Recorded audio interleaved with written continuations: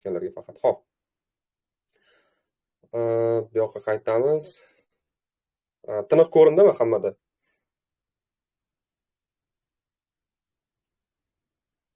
Alaykum assalom. Yozib olishga harakat qilamiz. Xo'p.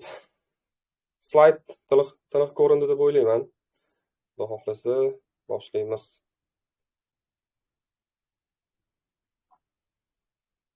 Sekin-sekin boshlasak bo'ladi. Bugungi mavzu bilan tanishsak bo'ladi.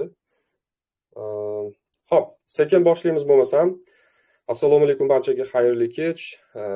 Targetologlar, targetga qiziquvchilar yoki aynan digital marketingda faoliyat olib boruvchi mutaxassislar bugun xudo xohlasa, bilmadim, uzoq kutilgan desak bo'ladi, chunki boya aytganimdek hali bu mavzu chuqur yoritib berilmadi. O'shaning uchun shaxsan o'zim Meta'ni o'zini veb-saytidan bu yangiliklarni ko'rdim. Undan tashqari chet elli o'zini USda, misol uchun amerikalik yoki britaniyalik ko'p mutaxassislarni kuzatdimda, ayni mana shu mavzular bo'yicha o'zimga birinchi deylik xulosalar olib, ularni post qildim. Endi xudo xohlasa jonli efirda bu bo'yicha gaplashamiz. Asosiy mavzu, bugungi jonli efirimiz asosiy mavzusi targetingdagi so'nggi o'zgarishlar, targetingning kelajagi va targetologlarning o'rnini AI egallay oladimi degan savollarga javob olamiz. Ko'pchilikni qiynagan yoki ko'pchilikni qiziqtirgan savollar bo'yicha xudo xohlasa bugun to'liq gaplashib o'tamiz. Demak, ovoz yaxshi bo'lsa, texnik muammo bo'lmasa boshlasak bo'ladi. Xo'p. Bugungi asosiy mavzu rejalarga bo'lingan bo'ladi. Birinchisi Andromeda meta algoritmida muhim o'zgarish, ikkinchisi endi detailli targeting ishlamaydi, o'ldi deb ko'p anaqalarda YouTube'larda yozib chiqyapti. Redditda ham bu haqida yozdi, kecha yaqinda u mavzu to'lib ketgan, ancha oldin. Xo'p, uchinchisi targetning kelajagi qanday? To'rtinchisi sun'iy intellekt targetologlarning o'rnini egallay oladimi? Omon qolish uchun nimalarni hozir o'rganishimiz kerak degan savolga bugun xudo xohlasa javob topamiz. Xo'p. Endi birinchisi Andromeda meta algoritmida muhim o'zgarish. Bu haqida deyarli hamma eshitdi, eshitmaganlar bo'lsa, plyus qoldirsin, bu haqida qisqacha ma'lumot berib o'taman. Kim meta algoritmi haqida yangi o'zgarish haqida ma'lumot ola olmadi hali shu paytgacha. Plyus qoldiramiz, ya'ni meta, misol uchun Andromeda haqida kim ma'lumotga ega emas. Ya'ni plyus qoldirsanglar, mana shundan bilib olaman nechta odam masalan bu bo'yicha ma'lumotga ega emasligini. Kim mana shu tizim haqida eshitmadi hali. Kimga bu hozircha yangilik. Ya'ni masalan kanalda bu bo'yicha e'lon qildik, lekin hali nima deydi? Ko'rmaganlar bo'lishi mumkin, hali o'qimaganlar bo'lishi mumkin. Okey, bitta odam chiqdi. Mikrofonni o'zingizga deyapti. Endi yaxshimi ovozim? Xo'p, bor ekan. Yaqinroq keldim endi. Xo'p. Endi xo'p, bizda Andromeda, ya'ni algoritmda muhim o'zgarish bo'lgan, ya'ni sun'iy intellekt, ya'ni bu yoqda endi chuqurlashadigan bo'lsak, supercharging advanced automation with the next generation personalized its retrieval engine. Ya'ni bu shaxsiylashtirilgan juda kuchli, misol uchun oxirgi avlod sun'iy intellekt misol uchun hisoblanadi. Ya'ni bizda e'tibor beradigan bo'lsak, algoritm ishlaydi Facebookda. Biz masalan reklama qiladigan bo'lsak, biz tanlagan auditoriyaga o'sha sun'iy intellekt reklamamizni ko'rsatib beradi. Ya'ni masalan algoritm tipa shunaqa ishlaydi deydigan bo'lsak, endi mana oxirgi o'zgarishlarda bu narsani Facebook ancha kuchaytirdi. Ya'ni oldingi misol uchun har iPhone versiyalarini chiqaradi-yu. Masalan, har yil sentyabrda iPhone 16, 17 mana shunaqa qilib kuchaytirib, misol uchun chiplarni kuchaytirib chiqadi. Ya'ni masalan oddiy misol, mana masalan iPhone'da qanaqadir oxirgi M4 chip misol uchun bo'ladigan bo'lsa yoki M5 chip bo'ladigan bo'lsa, mana shu xuddi shunga o'xshagan oxirgi kuchaytirilgan deylik o'sha nimasini chiqardi, algoritmni, sun'iy intellektni endi ishga tushirdi. Ya'ni bu nima degani? Endi bu algoritm sun'iy intellekt, bu hech qanaqa raqam emas, bu hech qanaqa funksiya emas, bu hech qanaqa aytaylik o'lchanadigan narsa emas, bu tizim, ya'ni algoritm, ya'ni bizni misol uchun reklamamizni endi oldin deylik masalan, ya'ni bu yoqda hozir Andromeda haqida gap ketyapti. Oldin masalan biz tanlagan auditoriyaga reklamani ko'rsatgan bo'lsa Facebook, endi biz tanlagan auditoriyani u hisoblamaydi. Ya'ni agar biz misol uchun detalli target qilmoqchi bo'lsak, interes kiritib yoki bo'lmasam juda auditoriyalarni toraytirib target qilamiz deydigan bo'lsak, bu endi ishlamaydi. Ya'ni bu degani misol uchun Endi u misol uchun mana shu Andromeda qanaqa ishlaydi? U signal oladi. Odamlarni masalan xatti-harakatidan, odamlarni misol uchun qaysi reklamalarga ko'proq qiziqish bildiryapti. Misol uchun kimdir mana Zafarbek deylik, o'sha ko'proq mashinaga qiziqadi. Shu temalarda, ya'ni masalan signalni oladi bu. Qanaqa masalan like postimi yoki deylik masalan qanaqa misol uchun harakatlarni Instagramda amalga oshirgan bo'lsa, qaysi vaqtda kirdi ko'proq va o'sha vaqtda deylik reklamalar ko'rsatishga harakat qiladi. Masalan, bitta odamni polностью chuqurroq analiz qilgan holatda shaxsiylashtirilgan reklamalar ko'rsatadi. Ya'ni bu chuqur analiz orqali reklamalarni ko'rsatish algoritmi hozircha deyilmoqda. Endi bu yoqda foizlar to'g'risi esimda yo'q, nechadir foizga misol uchun ROAS yaxshilangan, nechadir foizga misol uchun konversiya yaxshilangan, nimadir parametrlar yaxshilangan. Ya'ni mana shu Andromeda orqali o'sha Nvidia'ni eng kuchli qanaqadir deylik sistemasi chipi orqali mana shu deylik algoritm ishga tushdi. Va endi biz reklama qiladigan bo'lsak, biz endi asosan mana shu kreativlardan ma'lumot oladi, kreativlar bazasini yig'atdi, o'sha signallar, olingan signal asosida reklamalarni ko'rsatadi odamlarga. Xo'p, davom etamiz, tushunarli bo'lyapti. Nimalar o'zgardi? Meta endi kompaniyangizni qo'l bilan emas, algoritm orqali boshqaradi. Ya'ni masalan biz oldin detalli klassik variantda deylik target qilgan bo'lsak, ya'ni o'sha misol uchun top of funnelga reklama yoqdik, keyin biz auditoriyani tanladik va hokazo qildik, lekin u ishlamaydi endi bo'ldi. Algoritm endi o'zi boshqaradi. O'zi masalan targetingni polni misol uchun algoritm o'ziga qo'yib beramiz endi. U darajada oldingidek chuqurlashish kerak emas. Kelishligi mana shu narsalar eslarda qolsin. Xo'p, Andromeda bu yangi AI qatlam, ya'ni sun'iy intellekt qatlam, u foydalanuvchini xatti-harakatlarini chuqur tahlil qiladi. Oldin masalan o'rgangan, lekin bu darajada tez va chuqur o'rganmagan. Kelishdiki, ya'ni masalan Andromeda mana shu narsalarni tez, juda chuqur analiz qiladi. Boya aytganimdek, o'sha vaqtigacha qaraydi. Ya'ni masalan qaysi foydalanuvchi qaysi vaqtda reklamalarni ko'rgan, qaysi tipdagi reklamalarni ko'rgan, nimalarga o'zi qiziqyapti, kerak bo'lsa adashmasam ovozni ham yozib oladi degan joyi bor edi. Va mana shu deylik signallari juda chuqur tahlil qiladi, o'ziga qabul qiladi va deylik bibliotekalar bo'ladi-yu, masalan reklamalar bo'ladi, millionlagan reklamalar ichidan ayni qiziqarlisini, keraklisini ayni o'sha odamga ko'rsatadi. Ya'ni bu chuqurroq o'sha reklamani ishlash sistemasini bildiradi. Endi kimni target qilay emas, algoritmga to'g'ri signal qanday beray degan davri boshlandi. Ya'ni misol uchun bizni savol qiynab kelardi, hammani qiynab kelgan bo'lsa, masalan RoboClean'ga target yoqaman, o'zimni xizmatimga reklama yoqaman, qaysi auditoriyani tanlasam ekan, qaysi interes tanlasam ekan degan misol uchun fikrlar, savollar misol uchun o'ylantiradi, to'g'rimi? Agar kimda shunaqa holat hozir ham bo'lib turgan bo'lsa, endi unaqa emas. Endi algoritm to'g'ri signal qanday beradi? Ya'ni masalan qaysi vaqtda yoki deylik qanaqa kreativ bilan odamlarni misol uchun jalb qilsam bo'ladi. Ya'ni biz bu yoqda oddiy tilda tushuntiradigan bo'lsam, kimni endi misol uchun target qilish haqida o'ylash shart emas endi. Kelishligi, ya'ni masalan hozir aytganimdek intereslarni tanlab yoki boshqa qanaqadir nechtadir interes kiritish kerak va hokazo degan joyda u narsa kerak emas endi. Endi biz nimaga e'tibor beramiz? Endi biz misol uchun qanaqa signal misol uchun orqali signallar qanaqa signal beray? Ya'ni bu biz misol uchun endi bu yoqda ko'p narsa signalga bog'liq, o'sha qanaqa desam ekan. Xo'p, reklamamizni, kompaniyamizni aytaylik strukturasi bor. Va hokazo masalan beradigan kreativlarimiz bor. Uni deylik strukturasidan kelib chiqqan holatda biz unga masalan to'g'ri deylik komanda beradigan bo'lsak, qaysidir ma'noda mana shu orqali bizdan to'g'ri misol uchun signal olgan holatda o'sha signalni yig'ib auditoriyaga to'g'riroq ko'rsatadi. Ya'ni bu sistema ishlashi uchun endi biz mana shu narsa haqida qayg'urishimiz kerak. Endi qaranglar, mana shu joyda savol tug'ilishi mumkin. Xo'p, Andromeda ishladi. Bu qanaqa ishlaydi? Andromeda misol uchun reklama yoqamiz, farqi yo'q. Biz manual kompaniya qilamizmi yoki bo'lmasam aytaylik, mana misol uchun engagement kompaniya qilaylik deylik. Manual qilasizmi, deylik boshqacha qilasizmi, advantage kompaniya qilasizmi, farqi yo'q. Ekran ko'rinyapti. Endi mana shu joyda biz agar manual qiladigan bo'lsak ham bunda ishlaydi. Lekin mana bu yerda switch setup qiladigan bo'lsak, biz bu endi bu yog'i ruchnoy bo'lib ketdi degan, o'zimiz tilda tushuntiradigan bo'lsam. Va mana shu joyda o'sha biz ruchnoy qilsak ham bu yoqda Andromeda ishlaydi, lekin signalni qabul qilishda u darajada ishlamaydi. Chunki tavsiya qilindiki, Andromeda yaxshiroq signal olish uchun bizda misol uchun kompaniyamiz to'liq AI modelda, ya'ni Advantage kompaniyada bo'lishi kerak degan bizga tavsiyalarini beryapti. Okey, mana уже lead kompaniya qiladigan bo'lsak, deyarli o'shanga moslashtirilgan. Biz просто kreativni qo'ysak bo'ldi, tamom.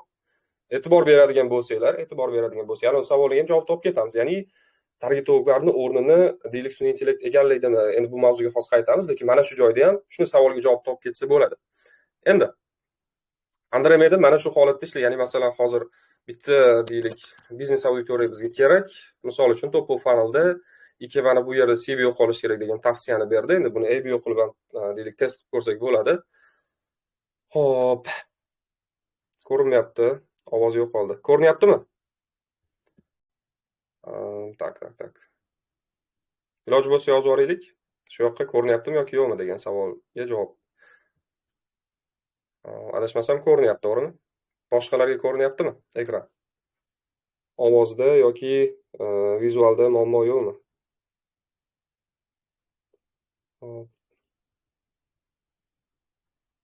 Ko'rinyapti, okey. Yaxshi.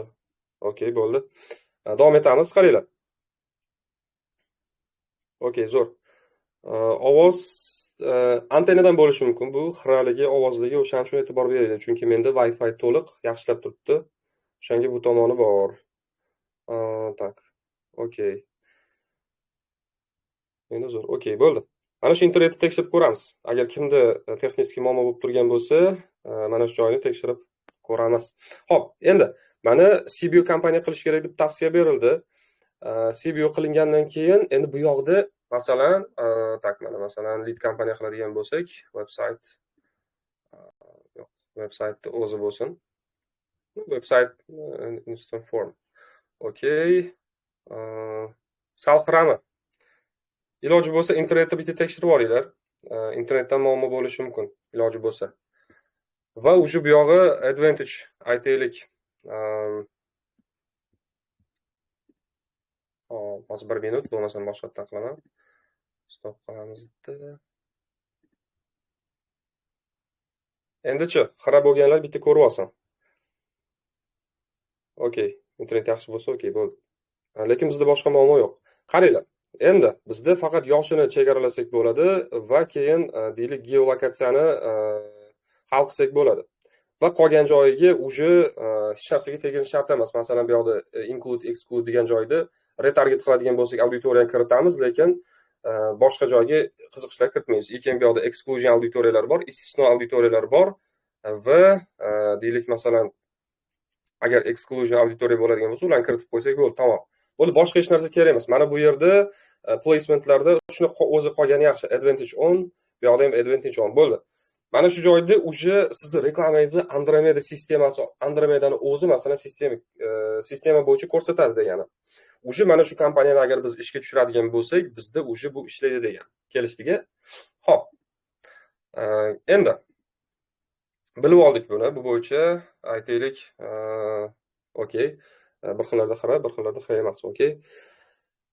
Biz mana kompaniya strukturasini ko'rdik, qanaqa ishlashini ko'rdik, qachon ishlashini ko'rdik. Tushunarli bo'lyaptimi? Iloji bo'lsa chatga yozib yuboring, keyin sekin-sekin yana davom etamiz.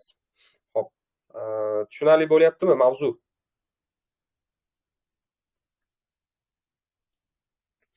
Nega menda jonli efir chiqmayapti? Kanalga kiring, iloji bo'lsa. Mana kanalda ekansiz-ku. Muhokama. Bilmadik, lekin bu yoqda chiqish kerak. Tushunarli bo'lyaptimi? Iloji bo'lsa yozib yuboraylik, plus qoldiraylik. Placement hammasi Advantage kompaniyada qoladi. Okey, tushunarli. Xo'p, endi meta kreativlarni placementlarni va signalni asosiy optimizatsiya nuqtasiga aylantiradi. Endi, ya'ni bu Facebook nimani signal sifatida o'sha signalni olib keluvchi qanaqadir deylik masalan driver sifatida qabul qiladi. Bu kreativlarni, placementlari va signalni asosiy optimizatsiya nuqtasiga aylantirdi degani, bu masalan ayni mana shu komponentlari, resurslari orqali o'sha algoritm ishlaydi degani. Kelishdik-a? Va mana shu orqali o'sha bizning reklamalarimizni ko'rsatadi. Har bir klik, har bir video ko'rish, har bitta like, har bitta kommentariy, har bitta share, podelиться qilish, bu hammasi signal. Har bitta harakat signal, ya'ni boya aytganimdek ovozni ham masalan qanaqadir keywordslar bo'ladimi yoki qanaqadir ovozlar bo'ladigan bo'lsa, uni ham signal sifatida qabul qiladi. Bu juda chuqur odamni o'zi o'sha tahlil qiladida. O'shaning uchun bizda endi mana shu sistema bo'yicha deylik Andromeda ishlaydi. Tushunarli bo'lyapti hammaga. Qanaqa ishlashi, deylik masalan o'zi Andromeda qanaqa deylik sun'iy intellekt qanday foydalansa bo'ladi, qachon deylik ishlatish kerak degan savolga javob topdik. Tushunarli bo'ldimi hammaga bu joy? Kimlarga tushunarli bo'ldi? Eslatib o'taman. Xo'p, bizni live chatning oxirigacha qatnashganlarga maxsus bonuslar beriladi. Deylik siz agar proyektingiz bo'ladigan bo'lsa, bu bo'yicha o'zim ishlatadigan shablonim bor, shartnoma bo'yicha, undan tashqari deylik hisobotlar jadvali bor. Mana shu ikkita shablonni deylik oxirigacha o'tirganlarga taqdim etiladi. Zapis bo'ladi-da, zapis bo'ladi. Xo'p, endi keyingi qadamga o'tamiz. Endi detailed targeting ishlamaydi. Ya'ni biz keyingi deylik, savollar oxirida gaplashamiz. Detailed targeting degani bu o'sha interes orqali, misol uchun geotarget bo'lishi mumkin, boshqa va hokazo va hokazo. Detailed targeting deganda asosan o'sha qiziqishli targeting hisoblanadi. Endi misol uchun birinchi punktga qaraydigan bo'lsak, interes targeting Andromeda oldida sun'iy chegaralar yaratadi. Ya'ni bu nima degani? Endi siz agar interes orqali ishlaydigan bo'lsak, interes bu yoqda hech narsa hal qilmaydi. Nabarot, bizda o'sha learning phase degan narsa bor, ya'ni o'rganish jarayonini bu ancha kechiktiradi Andromedada. O'shaning uchun bu yoqda mana sun'iy chegaralar yaratadi deb yozganman. Bu o'sha sizda algoritmni bo'g'ib qo'yish bilan bir xil gap bo'ladi. Ya'ni masalan, agar kim qiziqishlarga asoslangan target qilaman desa, bu endi bespolezno oddiy tilda tushuntiradigan bo'lsa, kelishdigi. Endi kim emas, qanday kreativ va qanday signal muhim. Biz oldin mana boya aytdim, kimni target qilsam ekan degan savol bo'lardi oldin. Endi biz savolni sal boshqacha qo'yamiz. Qanday kreativ va qanday signal muhim. Kelishdigi. Ya'ni biz endi e'tibor beradigan narsamiz o'sha aytaylik kreativlarda, misol uchun bo'lishi mumkin, call to actionlarda qanaqadir deylik harakatga chaqiruv. Misol uchun bitta so'z yozing yoki bo'lmasa obuna bo'lib qo'ying yoki boshqa qiling. Bu hammasi signal deb biz hozir ko'rib chiqdik va endi bu o'sha kreativlar orqali, signallar orqali ancha bizga ko'proq deylik o'sha ma'lumotlarni jo'natib turadi. Biz ko'proq mana shu narsalarga fokusimizni qaratishimiz kerak bo'ladi. Endi intereslar endi faqat learning phase, learning bosqichini sekinlashtiradi. Ya'ni masalan, qiziqishlarga asoslangan target bu bizda masalan jarayonlarni murakkablashtiradi, deylik masalan to'sib qo'yadi ko'pincha o'sha sun'iy intellektni yo'lini va bu bizga ancha kech umuman biz kutgan natijani bermaydi. Meta algoritmi kengroq auditoriya, ko'proq ma'lumot, aniqroq natija. Ya'ni hozirgi deylik masalan o'sha Andromeda deylik algoritmida kengroq broad targeting, ko'proq ma'lumot va aniqroq natijani beradi kelishdigi. Ya'ni biz hozir endi o'sha interesga asoslangan detalli target qilishimiz shart emas. Detailed targeting bu kechagi davr strategiyasi. Masalan, yaqingacha klassik targetdan foydalanib kelgan bo'lsak, o'sha qiziqishlarga yoki boshqa o'sha foydalangan bo'lsak, endi masalan asosan broader targeting, ya'ni kengroq target qilish bizda yaxshiroq effekt berishi mumkin. Andromeda davrida target emas, signal va strukturani kim to'g'ri qilsa, o'sha yutadi. Ya'ni hozirgi momentda o'sha masalan targetolog sifatida bizni asosiy nima deydi, masalan targeting, aynan targetolog reklamalarni nastroyka qilishda, setup qilishda bizni signal va strukturani kim agar to'g'ri qiladigan bo'lsa, o'sha yutadi. Ya'ni masalan kim agar sifatliroq signallar yig'adigan bo'lsa va strukturani to'g'ri qiladigan bo'lsa, o'sha deylik masalan ko'proq yaxshiroq natijalarga erishadi kelishdigi. Ya'ni endi detailli targeting ishlamaydi. Va shuni hisobiga bizda o'sha oldingi davr strategiyalarimiz deyarli bizda ish bermaydi. Xo'p, tushunarli bo'lyapti. Davom etamiz. Okey. Endi ko'zlangan natijani qilish uchun tavsiyalar. Nimalar qilishimiz kerak? Mana shu davrda biz ko'proq deylik natijalar, yaxshiroq natijalar qilishimiz uchun nimalarga fokus qaratishimiz kerak? Endi birinchi navbatda kreativlarga fokus qarating. Masalan, yaqingacha 70% deylik natijalarimizni yoki 80% deylik natijalarimizni kreativlar hal qilib turgan bo'lsa, endi mana bu nuqtada Andromeda agar ishlagan deylik bitta vaqtda bu endi kreativlarni muhimlik darajasini menimcha 95% gacha olib chiqsa kerak. 95% masalan kreativlar hal qiladigan bo'lsa, chunki bu yoqda уже biz detalni target qilmayapmiz-ku, biz odamlarni target qilmayapmiz. Ya'ni masalan kimni target qiladigan joyda emas, ya'ni qanaqa kreativlar bilan qanaqa signallar yig'ay degan joyda endi bu yoqda o'sha kreativlar ko'p narsani deylik hal qilib qo'yadi. Masalan, kreativlarga fokus bering deganda formatlar bo'lishi mumkin, yaxshilash uchun yoki ideyalar qilish uchun keyin har xil turdagi kreativlarga fokus qaratishimiz kerak. Ya'ni masalan, hozir уже ma'lumot o'rnida eslatib o'taman, men o'zim bu sistemani bilishdan oldin ham shu narsaga urg'u berardimki, ya'ni bitta vaqtda o'zida ko'proq kreativlarni ishlating. Nimaga? Chunki siz oldindan bilmaysiz. Ya'ni biz oldindan bilmaymiz qaysi biri yaxshilaydi, qaysi biri yaxshilamaydi. O'shaning uchun bir haftaga deydi kamida bitta kompaniyangizga 20 tacha yoki 40 tacha kreativ ishlating. Kelishdiki, ya'ni masalan qancha ko'p kreativ bo'ladigan bo'lsa, bu ko'p signalni qabul qiladi. Ya'ni o'sha signal asosida keyin reklamalarimiz o'sha odamlarga ko'rsatadi. Ya'ni bu degani mana shu deylik masalan kreativlarga fokus qaratish kerak, qanaqa formatlar yaxshilaydi, hammasini test qilib ko'rish kerak. Va endi u yog'i o'sha o'zimiz bilganda, ya'ni masalan o'sha testdan kelib chiqib, optimizatsiyadan kelib chiqib, biz o'sha natijalarni solishtirib ko'rib ketsak bo'ladi. Ya'ni umuman olib qaraganda o'sha endi hozir masalan target qilish nisbatan osonlashdi-da. Ya'ni o'sha kimni target qilay yoki boshqa degan savollar qiynamaydi. Endi biz qanaqa kreativ qilsak yaxshiroq effekt beradi degan savolga javob topsak bo'ldi, tamom. Biz yutamiz katta ehtimol bilan. Ikkinchisi, kompaniya strukturasi kamroq lekin chuqurroq. Ya'ni bizda oldingi top of funnelda endi bu asosan struktura muhim rol o'ynardi. Endi sal o'zgardi. Ya'ni biz oldin bitta kompaniya ichida 4 ta 5 ta adset, unda har biriga kamida 3 tadan kreativlarni qo'yish orqali top of funnel kompaniyasini strukturasini tuzgan bo'lardik. Endi bir xillar birga bir masalan strukturadan foydalanardi. Endi ayni bu sistema ishlash davomida bizga tavsiya qilinyaptiki, bitta kompaniya bo'lsin, CBO kompaniya bo'lsin, ichida bitta guruh bo'lsin. Nimaga? Va unga 3-4 ta deylik kreativ bo'lsin. Agar masalan guruhlar soni ko'payib ketadigan bo'lsa, bu bizda o'sha learningni, ya'ni o'rganish algoritm masalan bizga signal yig'ish jarayonini sifatsizlashtiradi, sekinlashtiradi va qiyinlashtiradi. O'shaning uchun bizda endi bu struktura masalan o'tgan ishlagan bo'lsa, endi hozir ishlamaydi, bundan voz kechishimiz kerak.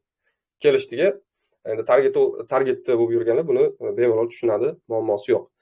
Byudjetni doimiy qilish kerak, ya'ni buni stabil ushlash kerak. AI ga vaqt bering. Ya'ni masalan byudjetni kamaytirib, ko'paytirib, nima deydi, qanaqadir o'zgartirish kirish kerak emas. Bunda stabil ishlash kerak. Stabil ishlamasa, bu algoritm o'zgarishiga, learningni ancha uzoqlashishiga, chalkash, misol uchun signallar yig'ishga olib keladi. Endi uchinchisi, byudjetni doimiy to'rtinchisi meta siyosatiga qat'iy rioya qiling.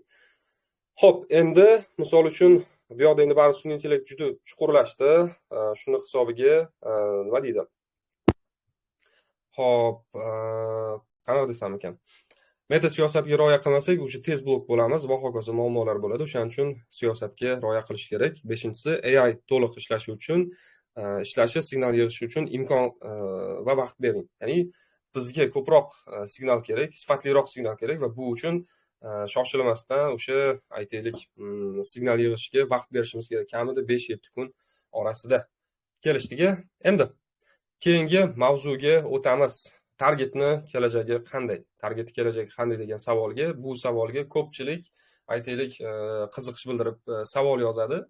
Qanaqa o'zi kelajagi, o'zi o'rgansam bo'ladimi yoki o'zi o'rganyapman, rezultat bo'lmayapti, kelajagini ko'rmayapman degan savollar misol uchun ko'p bo'lyapti. Bu bo'yicha savol beraman sizlarga. Kimda bu bo'yicha o'zini shaxsiy fikri bor? Mana shu postga izoh sifatida yozamiz. Target kelajagi bo'yicha kimda qanaqa aytaylik savollar bor? Iloji bo'lsa, mana shu postga yozamiz. Qanaqa? Qisqacha yozsak ham bo'ladi. Masalan, ko'rmayapman yoki ko'ryapman yoki qanaqadir o'zgarish bo'lsa kerak. Endi masalan, kelajak oldindan nimadir deyish qiyin, lekin o'zgarishlar qayerga qarab ketyapti, keyin o'zida nima bo'ladi, qanaqa bo'ladi degan joyda deylik misol uchun savollarga javob topsak bo'ladi. Internetim yaxshi emas, zapisni ko'raman shekilli. Shunaqa qilsangiz bo'ladi. Hop, ko'raman. Okey. Osonlashadi, lekin qoidalar kuchli. Okey. Yana fikrlar bormi? Target kelajagi qanday? Kimni qanaqa fikri bor? Biznes borki, unga sotuv kerak. Sotuv bo'lish uchun lead kerak. Leadlar uchun performance marketing qilish kerak, albatta. Usiz iloji yo'q. Hop. Okey, zo'r. Fikrlar bor.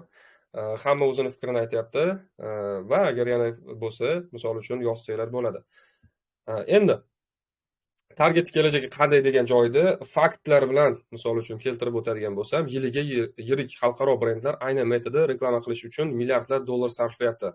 Raqamlar yildan yilga o'sib boryapti. Ya'ni har yilgi misol uchun katta brendlar, endi biz hozir masalan o'zimizni bilmayman qaysi kecha bu bo'yicha qidirib ko'rdim-u, aniq masalan Metani o'ziga deylik qancha ad spend qilganlarini to'liq topa olmadim. Balki to'liq izlamagandirman, bilmadim xullas. Короче, umumiy marketing xarajatlari bor, lekin o'shandan eng katta qismini Meta egallagan. Ya'ni bu nima degani? Facebookda reklama qilish birinchidan oson bo'lib ketgan, umuman o'zi osonidan oldin ham. Ikkinchisi, endi mana yana ham osonlashdi. Ikkinchisi bu minimal xarajat bilan maksimum rezultat olib keladi. Bu bizga kelajagi qanday bo'lishi mumkinligi haqida bitta signal. Buning uchun target kerak, okey. Va mana shuni hisobiga bu raqamlar masalan уже yangi ochilgan biznes bo'ladimi yoki bo'lmasam masshtabирование qiladigan bizneslar bo'ladigan bo'lsa, bu har yili o'sha ad spendini deylik Metaga nisbatan ancha oshirib, ular o'sha revenuelarini, foydalarini ko'ryapti. O'shaning uchun bu bizga targetni kelajakka qanday degan agar kimda o'y fikr bo'ladigan bo'lsa, o'sha savoliga qisqacha javob bo'ladi. Keyingi fakt. Endi yana bir misol, o'tgan yili Meta aynan reklamadan 160 milliard dollar daromad qilgan. Ya'ni bu har yili o'sib boradigan, misol uchun raqamlar bo'ladi. Mana faktni ko'rsak bo'ladi. Bu Facebook o'zini qaysidir saytdan olingan adashmasam raqam edi. Va ya'ni bu degani Facebook o'zi mana shuncha daromad qilyapti. Yildan yilga deylik 100 milliarddan ko'proq deylik daromad qilyapti. Bu degani har yili daromad o'sib boryaptimi? Facebook Meta Ads'ga nisbatan deylik talabni oshib borayotganini bildiradi. Endi biz masalan deylik mana nima desam ekan? Hop. Hozirda misol uchun minimal deylik bitta masalan biznes ochiladigan bo'lsa, minimal hisobda o'sha targetdan foydalanadi. Va bu degani masalan e'tibor beradigan bo'lsak, boshqa brendlar ham o'sha targetni to'liq yo'lga qo'ygan, targetsiz iloji yo'q. Любой katta biznesni ko'radigan bo'lsak, Uzummi yoki o'zimizdan oladigan bo'lsak, Alifmi yoki Payme, Click bo'lishi mumkin yoki boshqa brendlar bo'ladigan bo'lsa, reklama kutubxonasiga kirib ko'radigan bo'lsak, hammasini aktiv reklamalari 200-300 talab turgan bo'ladi. Va endi bu degani misol uchun mana shu joydan bilsak bo'ladiki, bizda уже talab qancha yildan yilga oshib boryapti. Bu degani mutaxassislarga nisbatan talab ancha yuqorilab boryapti. Xo'p. O'zbekistonda jami bizneslar soni 2025-yilda 460 mingdan ortgan, ya'ni endi biz o'zimizdan olib qaraydigan bo'lsak, target kelajak qanday degan savolga, masalan, brendlar, ya'ni bizneslar masalan yildan yilga oshib boryapti, to'g'rimi soni? Mana bu yerdan ko'rishimiz mumkin. 2022-yilda 500 mingdan oshgan, почти 600 ming bo'lgan. Endi 25-yilda yana oshdi, 460 ming, 463 ming bo'lgan ekan. Xo'p, endi men kecha adashmasam aytdim bu haqida. Masalan, target kelajagi qanday deganda, o'zi targetologlarga talab qanaqa bo'ladi, targetolog ish bormi degan savol ham bu yoqda yotgan bo'ladi orqasida. Endi agar mana shu 460 mingta biznesdan 150 mingtasi deylik targetdan foydalansin, lekin bunga to'g'ri proporsional ravishda targetologlar deylik 50 mingta chiqmaydi-ku, to'g'rimi? Bu yoqda ko'pchilikda kecha yaqinda gaplashdim, masalan, targetologlar ko'payib ketdi, boshqa bo'lib ketdi deydi. Ko'rgan bo'lsanglar, maksimum 20 ta misol uchun profilni ko'rgandirsizlar. Tajribasi kam, endi masalan shaxsiy brend qilishni boshlagan yoki Instagram yurg'izishni boshlagan, to'g'rimi? Misol uchun mutaxassisdan ko'rasizlarda xulosa qilinyapti. Misol uchun targetni kelajagi haqida. Ya'ni o'zi targetolog ko'payib ketdi yoki bo'lmasam deylik target bo'yicha o'zi ish topsa bo'ladimi degan joyda bizda masalan bor bizneslarga nisbatan targetologlar soni juda kam. Bu masalan bitta targetolog bir vaqtda o'zida, ya'ni bir oy o'zida 50 ta proyektni yurg'iza olmaydi. Agar masalan 3000 ta, tak 150 ming misol uchun oladigan bo'lsak, 150 bo'ladigan bo'lsak, 3000 ta targetolog bo'lsin, 150 mingtaga 3000 ta targetolog to'g'ri keladigan bo'lsa, har bitta targetologga 50 tadan proyekt to'g'ri keladi. Lekin bu 50 tani fiziki, moralniy hech qanaqa targetolog ishlata olmaydi bitta o'zi. Endi qanaqadir agency bo'ladigan bo'lsa, agentство bo'ladigan bo'lsa, katta masshtabdagi u lekin masalan yurg'izishi mumkin. Lekin agar bitta targetolog agar bu to'g'risi shaxsan o'zim ham o'sha maksimum 15 ta yurg'iz olsam kerak deb o'ylayman. Agar qiyin bo'ladigan bo'lsa, deylik, maksimum 5 ta, 6 ta, 7 ta. ata bunaqa 10 ta, 20 ta, 50 taga u qiyin, juda qiyin masala. O'shaning uchun bu yoqda target kelajagi qanday degan joyda bizda mana masalan ko'rdik, masalan qancha byudjet ajratyapti, qancha Facebook yillik daromad qilyapti va buni orqasidan biz endi biz o'zimizni mintaqada O'zbekistonda deylik o'sha bizneslar soni oshib, unga nisbatan targetologga nisbatan talab oshib borayotganini ko'rsak bo'ladi. Endi bu yoqda e'tibor beradigan joyimiz o'sha nima deydi? Xo'p. Biz masalan yaxshi mutaxassis bo'ladigan bo'lsak, yaxshi proyektlar bilan uzoq muddat ishlash yo'lga qo'yadigan bo'lsak, u yog'i qiyin emas. O'shaning uchun mana shu narsalarga fokus qaratish kerak bo'ladi. Xo'p, savollar kelyapti ekan bu yoqda. Savollarga Xudo xohlasa oxirida savol-javob qilamiz. Bizda davom etamiz. Keyingisi. Xo'p, keyingi mavzu bizda bir daqiqa. Ovozim yaxshi? Ovoz bo'yicha muammo yo'qmi? Xo'p. Bir daqiqa. Endi keyingi mavzuga biz o'tamiz. Sun'iy intellekt targetologlarning o'rnini egallaydimi? Omon qolish uchun nimalarni hozir o'rganishimiz kerak degan qiziq mavzuga o'tamiz. Sizlar bilan savol-javob ketamiz birato'la. Qanaqa yangi insaytlar olyapsizlar? Plyus qoldiringlar, iloji bo'lsa qiziq bo'lyaptimi? Ya'ni yangi bilimlar olinyaptimi? O'sha deylik masalan boshida live'ni boshida va'da qilinganidek bilimlar bormi? Xo'p. Plyus, okey, zo'r bo'lyapti. Hali bu deylik yangiliklarni boshqa joyda eshitmadinglarmi? Ya'ni masalan demoqchi bo'lganim, eng oxirgi mana mutaxassis sifatida biz qiladigan ishimiz mana shu oxirida, to есть bizga eng so'nggi bilimlarni, instrumentlari, strategiyalarni ko'rib chiqishimiz kerak. Ya'ni bu ko'rib chiqmasak, ishlata olmaymiz, yaxshi ishlamayapti va unaqa bo'lyapti degan deylik savollar bizni qiynab keladi. O'shaning uchun biz maksimal darajada mana shu bilimlarni vaqtida egallab, o'rganib, farqi yo'q, resurslardan ko'rib deylik o'rgansak bo'ladi. Hali bilmaydigan narsalar juda ko'p, haqiqatdan ham. Okey, zo'r. Mana shu savolga javob beraman, eslab qoling. Bu yoqda bitta eslatma bor. AI bizni, ya'ni sun'iy intellektlar bizni o'rnimizni bosish uchun emas, bizga yordam berish uchun ishlatiladi. Ya'ni bu degani, misol uchun yaqinda intervyu tashladim. Facebookni o'zini aynan AI, ya'ni masalan sun'iy intellektlar tadqiqotlar bo'limini qanaqadir vitse-prezidenti Facebook o'zida ishlaydigan mutaxassis o'zi kunuzga intervyu berdi. O'zbekistonlik odam, ingliz tilida ovoz bergan va uni sun'iy intellekt o'zi tarjima qilib bergan videosini. To'liq tarjima qilib berganda o'sha ovozlashtirilgan. Endi bu degani o'sha intervyuni agar kim ko'rgan bo'lsa, agar sun'iy intellekt to'g'ri tarjima qilgan bo'lsa, chunki unda hech qanaqa inglizcha, qanaqa subtitr boshqa yo'q edi. Sun'iy intellekt dedi, короче, odamlarning o'rnini bosish uchun emas. Mana shu narsani tushunishimiz kerak biz. Bu narsani men emas, masalan, Facebookning o'zida ishlaydigan ayni sun'iy intellektlar bo'limida tadqiqotlarda ishlaydigan vitse-prezident aytayapti-da. Ya'ni o'sha Facebookning o'zida ishlaydigan odam. Endi o'sha odam aytdiki, AI bizni o'rnimizni, ya'ni odamlarning o'rnini bosish uchun emas, hali AI faqatgina odamlarga yordam berish uchun ishlatiladi.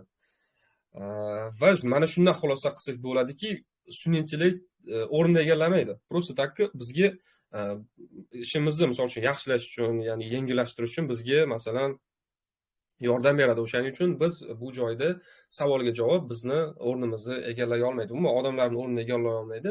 Lekin degan joyi bor. Agar sun'iy intellektlarni o'zini biz o'rganmaydigan bo'lsak, bu bizni o'rnimizga qanaqadir ishlarni qilib qo'yishi mumkin. Umuman o'zi ishimizda samarasiz kechadi. Ya'ni masalan sun'iy intellektni agar biz o'rganmaydigan bo'lsak, biz masalan hozir mana o'sha bitta sun'iy intellektni o'rgandik, Andromeda. Biz agar shuni algoritmni to'g'ri tushunadigan bo'lsak, biz mana shu narsani yaxshi test qilishni bilish, to есть o'rganadigan bo'lsak, bu bizga ancha plyus bo'ladi. Ya'ni agar siz oddiy, misol uchun, ya'ni soddaroq tushuntiray, targetolog sifatida deylik masalan o'sha metani o'zi ham o'sha sun'iy intellekt asosida ishlaydi, algoritmi. Agar siz masalan mana shu Andromedani ko'rdikda, biz endi mana shu Andromeda bo'yicha deylik yaxshi kompaniyalar qila oladigan bo'lsak, bu bilan yaxshi kelishib ishlaydigan bo'lsak, bu bizga plyus bo'ladi faqat. Ya'ni siz mutaxassis sifatida algoritmik, misol uchun sun'iy intellektlarni yaxshi o'zlashtirdingiz. Ayni sizga kerak bo'lganini kelishligi va endi sizda bu bo'yicha hech qanaqa muammo bo'lmaydi. Agar siz masalan bu target qilish oson bo'lib ketdimi, endi bu sizga sun'iy intellekt yordam beryaptimi? Mana shu deylik fonda siz endi ko'proq proyekt ola olasiz, ko'proq rezultat qila olasiz, yaxshiroq rezultat qila olasiz. Endi sizda vaqt, energiya ancha tejaladi, chunki sizni target qilish uchun kimnidir o'ylab o'tirish kerak emas yo boshqa qilish kerak emasdi. Faqat siz o'sha algoritmni, misol uchun signallarni yaxshi tushunib, o'sha asosida ishlab optimizatsiya qiladigan bo'lsangiz, bo'ldi, tamom. Уже siz deylik masalan bir vaqt o'zida 15-20 ta proyektni balki yurg'iza olarsiz. Agar yaxshigina tushunib, o'sha proyektlarni ustida ishlaydigan bo'lsak. Kelishdigi. Xo'p, mana shu joyda biz xulosa qilsak bo'ladiki, AI bizni o'rnimizni egallamaydi, bizga naborot yordam beradi. Chunki mana masalan, hozir o'zimizdan bitta misol keltiradigan bo'lsam, mana masalan, hop, Andromeda ishlash uchun. Andromeda bizni mana bu nastroykalarimiz qilib bera olmaydi, to'g'rimi? Mana masalan, mana bitta biz kreativlar misol uchun sozdat qilib, tayyorlab bu yoqqa yuklashimiz kerak. Biz masalan forumlarni masalan tanlashimiz kerak. Mana forumlarni sun'iy intellekt qilmaydi hech qanaqa. Sun'iy intellekt qilmaydi. Kelishdigi, o'sha uchun qaranglar, mana masalan bu yoqda hammasi manual bo'ladi, ruchnoy bo'ladi. Lekin bu yoqda ishlaydigan tizim, mana bu yurakda bitta sun'iy intellekt ishlaydi. Bu endi chuqurroq ishlashni, aniqroq ishlashni boshlaydi. Kuchliroq ishlashni boshlaydi. Bizga ancha sifatliroq rezultat berishni boshlaydi. O'sha uchun biz hech qanaqa chalg'ish kerak emasda, faqat fokusimizni o'sha sun'iy intellektga qaratgan holatda ishlashni tavsiya qilamiz. Men bu yerda ham buni qo'shmayapman. Hozir tashladim mana izohlarga. Misol uchun sun'iy intellektni ishlash sxemasini ko'rsatib qo'ygan. Mana shuni ham bir kuni xudo xolasa post qilamiz. Okey, kelishdik. Xo'p, endi keyingi mavzuga o'tadigan bo'lsak, sun'iy intellekt target to'lqin o'rnini egallay oladimi degan joyda birinchi navbatda biz nima qilishimiz kerak? Sun'iy intellektlar bilan ishlashni o'rganishimiz kerak va masalan hozir aytganimdek, sun'iy intellekt algoritmini yaxshi tushunish va foydalana olishimiz kerak bo'ladi. Uchinchi navbatda biz kreativlar bo'yicha chuqur bilim olishimiz kerak bo'ladi. Ya'ni masalan yuqoridagi muammolar kelmasligi uchun bizga o'sha bizni egallab o'rnimizni egallab olmasligi uchun yoki qaysidir ma'noda ishimizda muammo bo'lmasligi uchun biz birinchi navbatda sun'iy intellektlar bilan ishlashni yaxshilashimiz kerak, o'rganishimiz kerak. Ikkinchi navbatda algoritmni yaxshi tushunish va foydalana olishimiz kerak bo'ladi. Uchinchi o'rinda target to'g'riliklar endi hozir nimaga fokus qaratadi? 90%, 95% vaqtini kreativlarga qaratgani yaxshi. Masalan, o'zim ham hozir masalan kimni target qilay yoki bo'lmasam qanaqa target qilsam ekan, qanaqa struktura qilsam ekan degan savollar endi meni misol uchun o'ylantirmayapti. Endi menda faqat qanaqa kreativ qilsam ekan, karusel formatlaridan foydalanmoqchiman yoki o'sha deylik masalan reelslarda qanaqa formatlarni ishlatsam ekan degan savollar meni ko'proq qiynayapti. Ya'ni bu degani endi ko'proq kreativlarga e'tibor beradigan bo'lsak, bizga ko'proq rezultat olib keladi. Kelishdigi. Endi mana shu nuqtada deylik kimda qanaqa o'zida misol uchun bilim yetishmovchiligini ko'rdi. Mana shu olingan bilimlar bizda qisqacha shular edi. Men masalan eng kerakli joylarni tushuntirdim. Bu bo'yicha bo'ldi. Boshqa deyarli ko'rib chiqsak bo'ladi. Endi qolgani ko'pi nazariya. O'shaning uchun yuqoridagi mavzular bo'yicha tushuncha hosil bo'ldimi? Kimda qanaqa kamchiliklarni ko'rdi, qaysi nuqtalarga fokus qaratish kerakligini bilib oldimi? Ya'ni masalan hozir oramizda bo'lishi mumkin ko'proq deylik intereslarga, qiziqishlarga yoki boshqa narsalarga fokus qaratib yurgan odamlar mana shu joyda agar kim shunaqa oramizda bo'ladigan bo'lsa, endi mana shu joyiga e'tibor qaratish kerak bo'ladi. Qanaqa insightlar olinyapti bu bo'yicha deylik masalan ma'lumotlarimizni, insightlarimizni yozib qoldiramiz. Signal deganda nimani nazarda tutyapsiz, ustoz? Signal deganda, ya'ni masalan bitta odam signal beradi. Ya'ni masalan siz ko'chaga chiqdingiz, qorong'ida spichkangizni yoqdingiz. Bu bitta signal berdi narigi tomondagi odamga. U odam sizni ko'rdimi, значит siz tomonga boradi. Oddiy tilda tushuntiradigan bo'lsam, endi siz deylik masalan oddiy user sifatida, foydalanuvchi sifatida nima qiladigan bo'lsa, to есть signalni qanaqa tushunadigan bo'lsak, bu siz masalan kirdingizda o'sha bitta turdagi reklamaga like bosdingiz, kommentariy yozdingiz yoki podelitsiya qilib o'zingiz saqlab qo'ydingiz. Bu Facebookda aytaylik qanaqa desam ekan, Facebookka siz algoritmga bitta signal berdingiz. Masalan, o'sha boya aytganimdek kirish vaqti yoki bo'lmasam o'sha like bosish, kommentariy yozish, saqlab qo'yish va hokazo deylik masalan deylik o'sha harakatlarni amaliyotdan bajaradigan bo'lsangiz, bu signal bo'ladi. Keyin sizga reklama bibliotekasi orasidan, masalan, minglagan reklamalar orasidan o'sha sizga mos deylik o'sha reklamani tezroq, aniqroq signal o'sha siz bergan signal asosida Andromeda ko'rsatib beradi. Mana shunaqa tartibda ishlaydi. Sodda tilda tushuntiradigan bo'lsam, auditoriyani o'z segmentlari ekanda, xuddi shunaqa desak bo'ladi. Auditoriyaga nima kerakligini endi biz emas, masalan, sun'iy intellektga o'zi yaxshiroq biladi bizdan ko'ra. Xo'p, byudjetni qanday boshqarish kerak? Advantage Plusga qo'yib berish kerakmi? Advantage Plusga qo'yib berish kerak degan savol, to есть tavsiya ko'proq berilyapti. Signal va sun'iy intellektni qanday va qayerdan topsak bo'ladi, shuni tushunmayapman. Signal va sun'iy intellekt. Signalni bu sun'iy intellektga o'zi topadi. Ya'ni masalan siz hozir mana bu yerda Advantage kompaniya qiladigan bo'lsangiz, Advantage target qiladigan bo'lsangiz, ya'ni masalan umuman hozir targeting sizdagi hozir target umuman hozir Advantage kompaniya asosida bo'ladigan bo'lsa, bu уже sizda sun'iy intellekt ishlaydi. O'sha ruchnoyda ham ishlaydi, lekin ruchnoyda unaqa yaxshi effekt bermaydi degan tavsiyalar beryapti. O'shaning uchun ko'proq mana bu Advantage on degan narsa yonib qolish kerak. Mana masalan byudjetda ham, auditoriyada ham, placementda ham. Ya'ni mana shu asosida biz reklamamizni o'sha sun'iy intellekt ko'rsatilib beradi. Geolokatsiya o'zgarib ketmaydimi? Yo'q, lokatsiya o'zgarib ketmaydi. Lokatsiyani to'g'ri aniq qo'ysangiz bo'ldi. Minimal byudjet endi kelib chiqish kerak. Yani byudjet haqida ham yaxshi savol bo'ldi hozir. Byudjet nisbatan kattaroq bo'lishi kerak. Ya'ni masalan $5 kecha ko'pchilikda bu bo'yicha ham zapros keldi. Ya'ni minimal byudjet bilan rezultat qilib bo'lmayapti degan deylik masalan savollar kelyapti. Haqiqatan qilib bo'lmayapti. Nimaga? Chunki yetarlicha signal yig'a olmaydi. Siz yetarli pul tikmayapsiz, o'shaning hisobiga yetarli signal ola olmayapsiz. Ya'ni masalan $5 yoki bo'lmasam $3 bilan endi qiyin bo'ladi. Bu narsani qo'shmayapman. Bu degani agar masalan minimal byudjet ishlatadigan bo'lsangiz, algoritm yaxshi signal qabul qila olmaydi, to'g'ri ishlay olmaydi, unga yetmaydi. O'shaning uchun kattaroq byudjet bilan ko'proq kattaroq auditoriyani deylik ishlatish tavsiya qilinadi. Narx faktori endi ko'p narsaga bog'liqda. Xo'p, tushunarli bo'ldi. Demak, plus qoldiraylik, iloji bo'lsa savollarga keyin o'tamiz. Xo'p, savollarga keyin o'tamiz. Tushunarli bo'lgan bo'lsa plus qoldiramiz. Bugungi mavzu tushunarli bo'ldimi? Plus. Okey, zo'r. Tushuncha hosil bo'ldi. Yozib oldik. Buni hali prezentatsiyasini beraman. Oxirigacha o'tirganlarga bundan yana qo'shimcha ma'lumot olib, o'sha kanalda ham bor bu bo'yicha. Hali bundan keyin yana chiqaramiz, xudo xohlasa, chunki bu yoqda o'rganadigan narsamiz hali juda ko'p.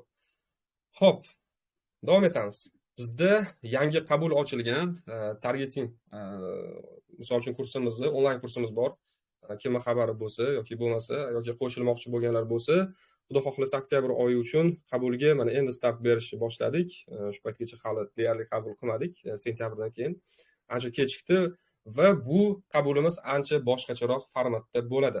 Ya'ni oktyabrda yoki yaqin orada kursga qo'shilmoqchi bo'lganlar bormi? Orada plus qoldiraylik yoki men deb yozaylik. Kursga qo'shilmoqchi bo'lganlar uchun maxsus taklifim bor. Undan keyin savol-javoblarga o'tamiz. Men hozir maxsus takliflarimni deylik shartlarini to'liq tushuntiraman va undan keyin savol-javobga sekin o'tsak bo'ladi. Yaqin orada targetni o'rganmoqchi bo'lganlar bormi? Iloji bo'lsa plus qoldiramiz. Xo'p.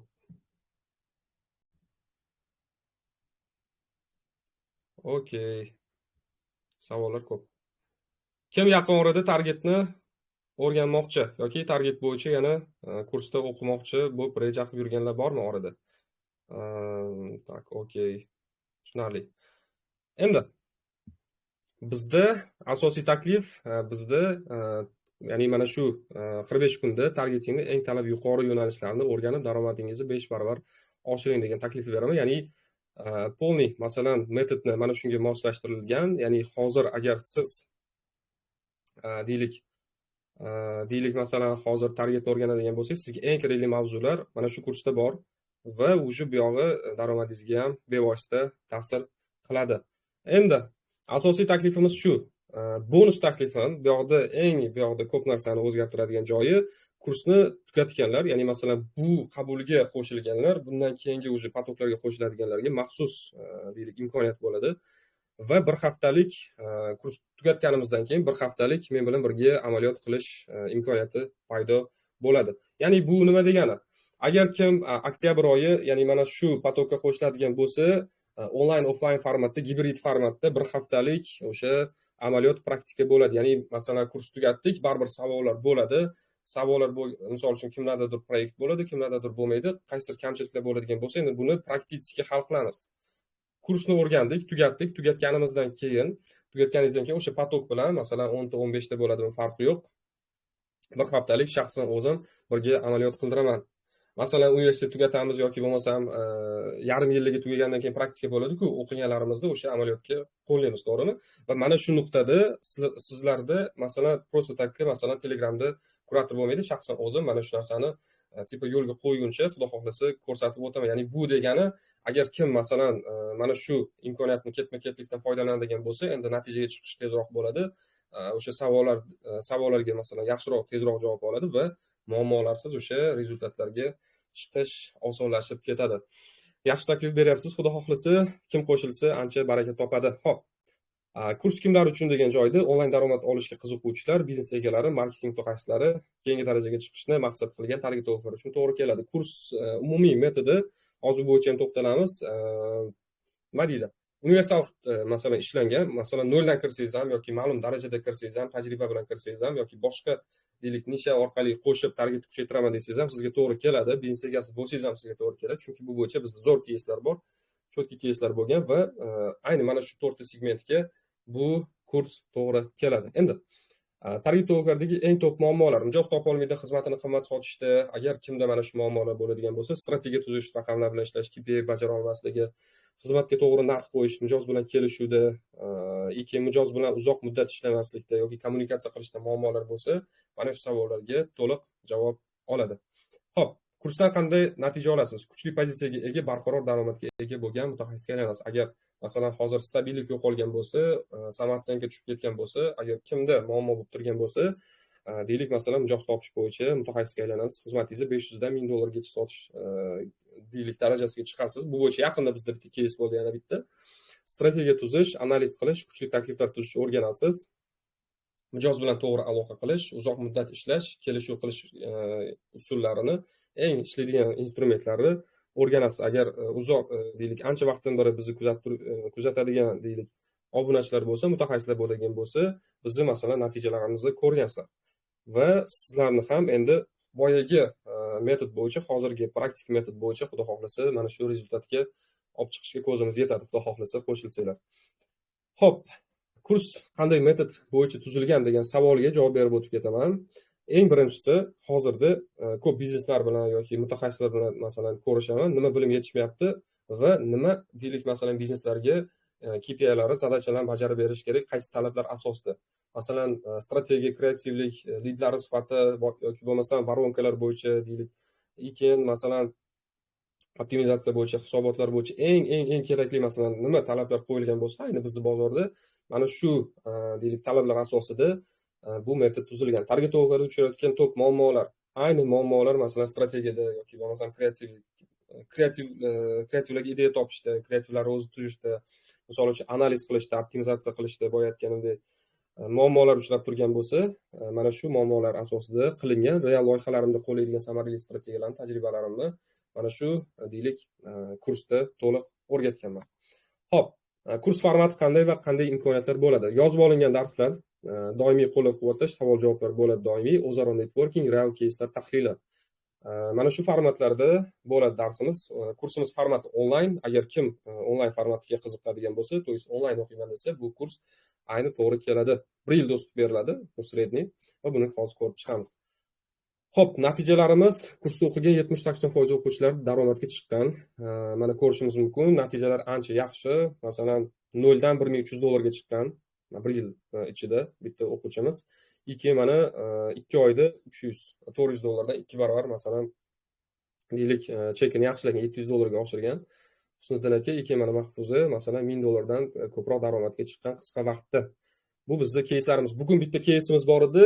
Bahodirda bitta keys bo'lgan. Kecha yaqinda fix plus KPI modelda kelishgan. Adashmasam 10 million atrofida shartnoma qilgan. Bitta faqat target xizmati uchun oson ishi, unaqa qiyin emas.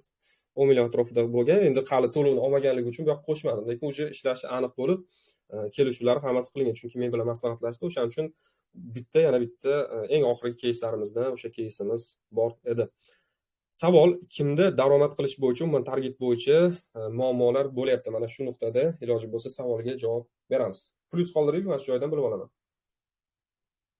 Kimda aynan daromad qilish bo'yicha muammolar bo'lyapti? Okey. Ya'ni bu hozirgi men bonus sifatida qo'shgan taklifim, ya'ni praktik model nimaga yordam beradi? Masalan, kursni bitirdingizda уже proyekt topish kerak, okey? Savollarga oddiy javob berib ketamiz, doimiy savollarga javob beramiz, lekin уже mana masalan praktik modelda уже biz bir hafta 10 kun ichida biz ko'rib chiqamiz. Haqiqatan konkret уже yuzma-yuz yoki bo'lmasa onlayn formatdan farqi yo'q. Bizda praktikamizni o'zini dasturi bo'ladi kursni bitirganlar uchun va mana shu dastur asosida natijaga qarab ishlanadi. Qattiqqo'l model bo'ladi, ishlamaganlari chopiladi yoki misol uchun o'sha praktikadan chiqariladi. Ya'ni maqsad tezroq, maksimumroq debman, tezroq umuman natijaga chiqish kerak. Cho'zib yurish kerak emas. Masalan, kursga 1 yil yoki 8 oy bor ekan deb cho'zib yurilmaydi. Masalan, 45 kunda kurs tugatiladi, keyin tartib bilan o'sha potok amaliyotga chiqadi, amaliyot qildiriladi va mana shu nuqtada maksimal darajada ko'proq odamlar rezultatga chiqish kerak. Umuman o'zi harakat qilgan hamma rezultatga chiqish kerak. Chunki cho'zib yuradigan bo'lsak, bu narsadan foyda yo'q. Ochiq aytaman, agar masalan bitta potok tugatib 15 ta odam masalan o'qigan bo'lsa, bir 10 tasi kamida rezultatga chiqsa, bu menga ancha plyus, to'g'risi. Chunki o'sha кейslarim orqali men yana o'quvchilarni jalb qilishim mumkin-da. Xuddi mana bu keyslarga o'xshab. O'shaning uchun nima qilmoqchiman? Ya'ni masalan tezroq rezultatga chiqishim uchun o'qigan odam ham haqiqatdan natija qilish uchun men ularni endi chuqurroq ustida ishlashga harakat qilaman. Xo'p. Kursdan keyingi natijalar: target bo'yicha usta mutaxassisga aylanasiz, barqaror daromad, strategik mutaxassisga aylanish, ishonchli hamkor bo'lasiz. Mana shu natijalarga erishasiz. Umuman o'zi asosiy maqsad mutaxassis bo'lish. Mutaxassis bo'lsangiz, endi masalan mijoz sizga keladi. Deylik mijozdan muammo bo'lmaydi. Deylik daromadingiz stabil bo'ladi, yaxshi bo'ladi, o'sib boruvchi bo'ladi. O'sha bu yog'i endi yuqoriga qarab ketasiz. Endi bizda kursimiz narxini bilmaganlar mana shu deylik formatlarda, tariflarda deylik kursimizga qo'shilsa bo'ladi. Standart tarifi bor, 10 ta modulga dostуп beriladi, kuratorlarning yordami bor, 8 oylik kursga dostуп, jonli efirlarda qatnashish. Bu standart tarifida mavjud. Endi bizda premium tarifi onlayn kursimizda 10 ta modul, kuratorlardan yordam. Bu 10 ta moduldan tashqari yana tayyor 3 ta 4 ta modulimiz bor. Endi masalan Andromeda bilan kreativlar asosida sun'iy intellektlarni xudo xolasa qo'shaman yil oxirigacha. O'xshasa, xudo xohlasa, lekin Andromeda aniq qo'shiladi. Andromeda bo'yicha adashmasam 2-3 darslik bo'ladi, teoriya keyin masalan amaliyoti va bu bo'yicha xudo xohlasa bitta modul bo'ladi. Bu shu bilan bizning общий kursimiz 14 ta modul bo'ladi. Hozir bu yoqda eski ma'lumot, ya'ni bu yoqda 10 ta modul emas, 14 ta modul. Va hammasiga dostуп beriladi kelishiga. 12 oylik kursga dostуп 1 yil dostуп beriladi. Bemalol 45 kun masalan o'rganadigan bo'lsangiz, bir 4-5 marta kamida deylik darslarni ko'rib o'rgansangiz bo'ladi. Loyiha bo'yicha yordam, individual razbor, $50 bonus konsultatsiya, ikkinchi shogird tush imkoniyati bo'ladi. Va mentorlik bor. Mentorlikka hali qabul to'liq ochilmadi va bizda hozirda mana bu ikkita tarif bo'yicha kursga qo'shilsanglar bo'ladi. Kursga qo'shilish tartibi, lekin agar masalan bugun hozir ro'yxatdan o'tadigan bo'lsangiz, 25% chegirmada qo'shilasiz va yuqoridagi bonuslarga ega bo'lasiz. Standart tarifi bizda 25% chegirmada 2.848 ming bo'ladi. Deylik premium tarifimiz bizda 2.998 ming bo'ladi. Praktika обязательно bo'ladi. Va agar kursga qo'shilish uchun ro'yxatdan o'tgan, ya'ni bu 10 ta odam uchun amal qiladi. Kursga qo'shilish uchun mana bu profilga, admin profilga karta deb yozing, minimal 200 ming so'm bilan band qilsak bo'ladi va qolganini deylik masalan noyabr boshigacha maksimum to'lab berish kerak bo'ladi. Ya'ni masalan hozir mana shu imkoniyatlardan foydalanish uchun minimal 200 ming to'lab qo'ysanglar bo'ldi, muammosi yo'q, уже mana shu takliflarda sizlarda amal qiladi. Xo'p, undan tashqari qo'shimcha bonuslar bo'ladi. Agar bugun qo'shiladigan bo'lsangiz, уже bu yog'i premium kanalda 3 oy bepul foydalanish imkoniyati bo'ladi. Bu yoqda real кейslarim bor, deylik ko'p strategiyalar bor. Keyin tijorat taklifi, brief, keyin shartnoma shabloni, target xizmatingizni sotish uchun tayyor strategiya, video dars, keyin Xmind ko'rinishida deylik mana shu shablonlarga ega bo'lasiz. Xo'p, endi vaqt beriladi 30 minutda ro'yxatdan o'tish uchun. Agar kimda masalan mana shu kursda o'qimoqchi bo'lsa, deylik admin profilga yozamiz. Admin profilda biz boyagi karta deb yozsanglar, minimal 200 ming to'lov qilsanglar, mana shu deylik nimaga qo'shilsanglar bo'ladi. Xo'p. Va endi biz savol-javoblarga o'tamiz. Xo'p. Admin profiliga karta deb yozamiz va o'sha kartaga 200 ming to'lov qilsak, yarim soat ichida mana shu imkoniyatlarga ega bo'lamiz. Va endi biz sekin-sekin savol-javoblarga ungacha o'tamiz. Xo'p. Savollar bo'lsa yana yozib turamiz. Agar kim kursga qo'shilmoqchi bo'lsa, mana shu takliflar asosida uje kursga qo'shilsanglar bo'ladi. Xo'p, men savollarga boshidan qaytaman. Xo'p. Bugungi umumiy mavzu tushunarli bo'ldi deb umid qilaman. Yangi bilimlar oldinglar deb Xudo xohlasa umid qildim va endi mana shu narsalarni qo'llash kerak bo'ladi. Endi xo'p.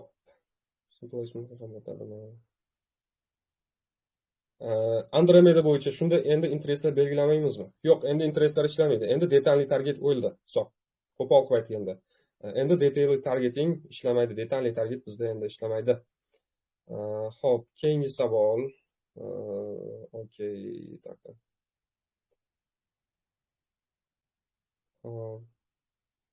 Kim yaxshi aktiv bo'lsa, algoritmlarni o'rganib borsa, ularda kelajak bo'ladi. Xuddi shunaqa.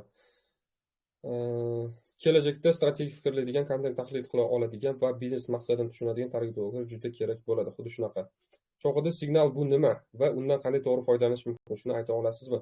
Xo'p, signal bu boya aytganimdek, bizni xatti-harakatlarimiz, bizni masalan bildirgan kommentariyalarimiz yoki qiziqishlarimiz, saqlab qo'yishlarimiz, o'sha reklamalarga nisbatan mana shular Facebookka nisbatan biz signallarimizni bildirgan bo'lamiz. Va bundan to'g'ri foydalanish uchun biz mutaxassis sifatida biz nima qilishimiz kerak? Agar biz masalan to'g'ri bizga signal kerak bo'ladigan bo'lsa, bizga deylik masalan kreativlarimiz ustida ishlashimiz kerak. Aniqroq taklif berish kerak ekan, haqiqatdan o'sha auditoriyaga tegadigan masalan takliflar bilan ishlashimiz kerak bo'ladi. Assalomu alaykum. Men hozir qo'shildim live-ga. Bu savol berildimi yoki yo'qmi bilmadim. Katta chek bilan ishlaydigan, lekin mijg'ov har bir sentga klientlarga qanaqa qilib tushuntirsa bo'ladi? Metoda o'zgarishlar bo'layotganini va qimmat kelayotganini. Xo'p. Katta chek bilan ishlaydigan, lekin mijg'ov odam bo'ladigan bo'lsa, qanaqa tushuntirish kerak unga o'zgarishlar bo'lishini? Endi bitta narsa bor, tushunmaydigan agar odam bo'ladigan bo'lsa, u odam baribir tushunmaydi. O'shaning uchun sal qiynalishingiz mumkin. Bu narsani o'ylab ko'rish kerak. Qanaqa tushuntirsa, masalan, raqamlar bilan tushuntiring, boshqalardagi misollar bilan tushuntirsa, menimcha balki tushunsa bo'lar. Ikkinchi savol. Men asosan mebel, pad, zakaz va kravat matraslar bilan ishlayman va nima qilishimdan qat'iy nazar, yaxshi offer, yaxshi vizual kontent, yaxshi ssenariy qilsam ham CPL 2.5 dan tushadi.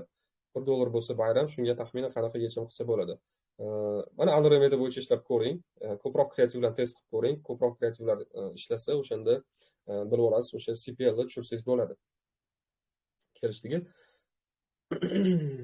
Endi, xo'p, savollar bormi? Hop. Insightlar Andromeda post chiqarasiz. Andromeda bo'yicha post chiqarasiz yana. Xudo xohlasa chiqaramiz. Narsaga ketadigan uchun katta muammolar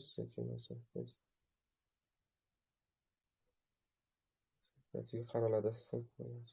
Xo'p, savol. Byudjetni qanday boshqarish kerak? Bu savolga javob berdim, bunga ham berdim. Yo'q, qarang, bu yoqda kompyuter oldida o'tirish emas, turib mobilograf oldida turish, vaqti bilan SMga baqirib turish kerak, deadline amal qilmasa ham. Yo'q, bu yoqda agar mana shu narsani nazarda tutgan bo'lsangiz, ya'ni masalan kreativlarga fokus qaratish kerak degan joyida biz endi content manager sifatida biz kreativlarni o'rganishimiz kerak, research qilishimiz kerak. Qaysi kreativlar yaxshilagan, qaysidan huquqi yaxshi, o'sha yerdan elementlarni olib, biz endi formatlarni tayyorlab, mana shu narsalarni kreativga aylantirib test qilishimiz kerak bo'ladi. Kelishdigi. Xo'p, geolokatsiya o'zgarib ketmaydimi? Yo'q, o'zgarib ketmaydi. Xo'p.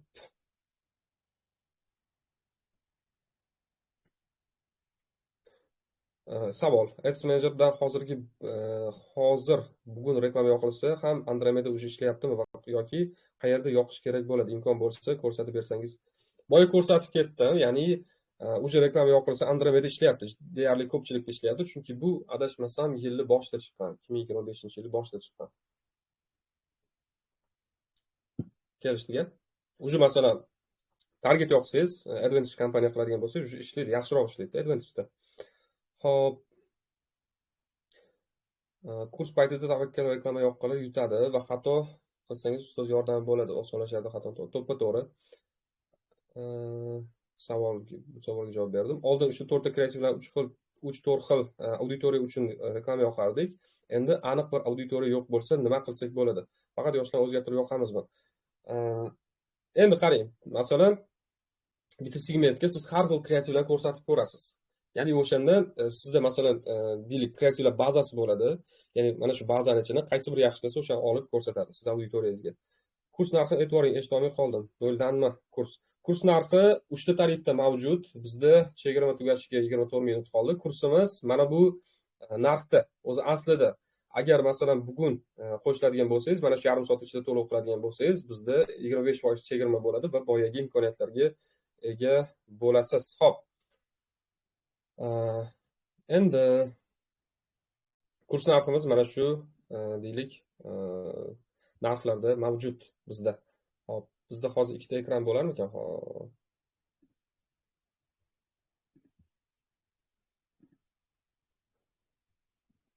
Savollarga yana hozir xudo xohlasa to'xtalamiz. Hozir bir daqiqa. Men taymerimni ochib qo'yay. Kurs narxini aytayotganimda, assalomu alaykum. Endi test qilishimiz faqat kreativlar bilanmi, hududlar va boshqa narsalar umumiy bo'lib ketganmi? Yo'q, masalan, Toshkent yoki Samarqand qilib tanlasangiz bo'ladi. Faqat lekin intereslardan foydalanmaganingiz yaxshi. Va masalan, kompaniya strukturasi o'zgardi birinchi navbatda. Advantage kompaniyaga fokus qilish kerak degan narsa paydo bo'ldi. To есть, endi bu Advantage kompaniya oldin yaxshi ishlamagan, shu paytgacha, lekin mana yaqinda foydalanib ko'rdim, bu yaxshi ishladi. Masalan, mana bu yerda ko'radigan bo'lsak, bizga marketing bo'yicha ko'proq mutaxassislar kerak edi. Yaqinda kecha ishlatdim, adashmasam buni ko'rsatdim. Mana bu kompaniyada Lead Magnet va bu mana bo'ldi, broad targeting.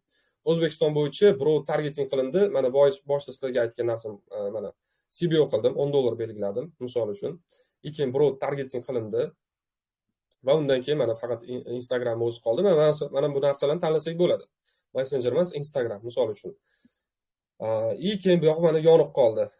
Exclusion auditoriya qildim, yoshini chegaraladim, bo'ldi, tamom. Bu yog'iga hech narsaga tekkanim yo'q. Bu yoqda уже ikkita kreativ qo'ydim, bo'ldi, tamom. Mana shu bo'yicha menga полностью mana shu auditoriyani olib keldi. Ancha sifatli target bo'ldi kelishligi. Natijalarni aniqlashda metrikalarda o'zgarish bo'lmadimi? Yo'q. Faqat algoritmda o'zgarish bo'lgan. Assalomu alaykum, yaxshimisiz? Savol: nega kartadan ortiqcha pul yechiladi? Bankka borib tekshirsa ham buni aniq aytishmaydi. Bu Facebook orada shunaqa holatlar bo'ldi. Facebook alohida pul yechdi.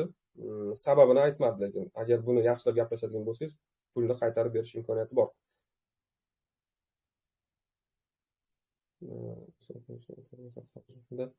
Iloji bo'lsa o'sha faktiski yana ko'rsatib bera olasiz. Nimani faktiski ko'rsatib berishim kerak? Bu ham Andromeda uchun qo'shilganmi ustoz? Bu nima? Pravila. Bu pravila ekan. Buni hali ishlatib ko'rmadim. Ya'ni qonun qoidalarini hali ishlatib ko'rganim yo'q. Meta rules degan narsa bor. Bu narsani lekin Telegram Ads dan ham o'rgatasizmi kursda? Yo'q, Telegram Ads'ga hali chuqurlashmaymiz, chunki Facebook o'zida juda ko'p o'rganadigan narsamiz borligini mana ko'rdik. O'shaning uchun biz hozir faqat Meta Ads'ga fokus qaratganmiz. Xo'p.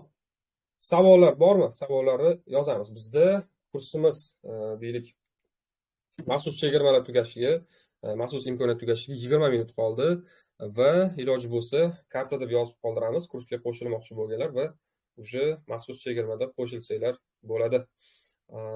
Okey. Telegram Ads kursi bormi?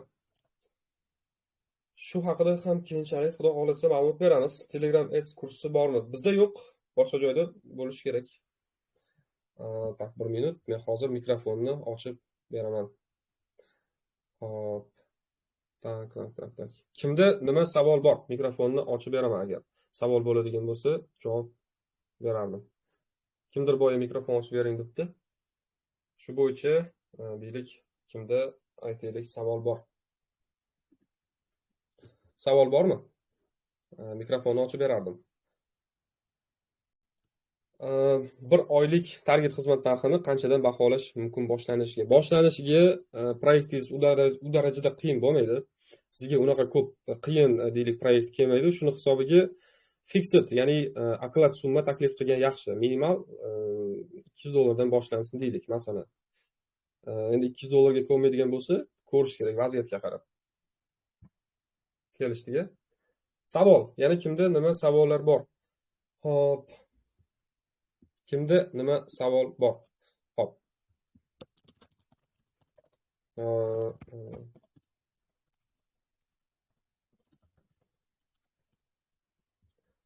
Kimda nima savol bor? Iloji bo'lsa, savollarni beramiz.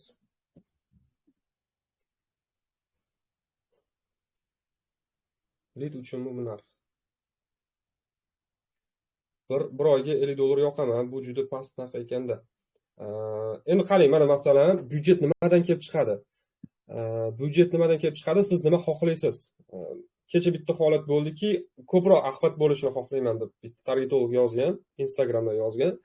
Lekin kunlik byudjeti $5 kamda endi bu. Masalan, sizni xohlaydigan rezultatingizga nisbatan byudjetingiz ham to'g'ri mos kelishi kerak-da, to'g'rimi? Ya'ni masalan, siz qanaqa tushuntirsam ekan, 50 millionlik misol uchun sotuv xohlab turibsiz-da, lekin masalan oyiga $500 ham tikmayapsiz. Bu endi sal insofdan emas-da. Kelishdiga. O'shaning uchun siz nima xohlaysiz va mana shundan kelib chiqib byudjet, ya'ni misol uchun byudjet ajratilishi bu to'g'ri variant hisoblanadi. Masalan, mana hozir umumiy hisobda qancha byudjet ajratishni tavsiya qilasiz deb savol beriladi-yu, bu endi umumiy holatda. Bilmayman bunga savolga javob, ya'ni siz nima xohlaysiz, ya'ni biznes nimani xohlaydi o'zi. Ya'ni mana shu nuqtai nazardan kelib chiqadigan bo'lsak, nima xohlashdan, qancha masalan raqamlar bo'ladi, o'shandan kelib chiqib, masalan, deylik, byudjet ajratgan to'g'ri hisoblanadi. Xo'p. Xizmatingiz bo'lsa kam, $50 kam, конечно kam. Orifjon, want to speak. Sizga mikrofon ochildi. Orifjon, sizda mikrofon ochiq.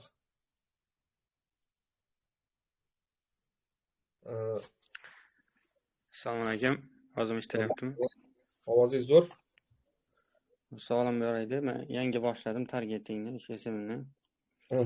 Savolim, hozir masalan boshlang'ich targetolog, o'rta targetolog va pro targetolog farqi qanday bo'ladi? Qanday ko'nikmalarga ega bo'lish kerak? Shu bo'yicha edi-da.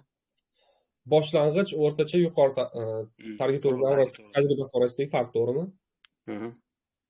Zo'r savol. Masalan, 3 ta turdagi masalan mutaxassis bo'ladi har bitta sohada.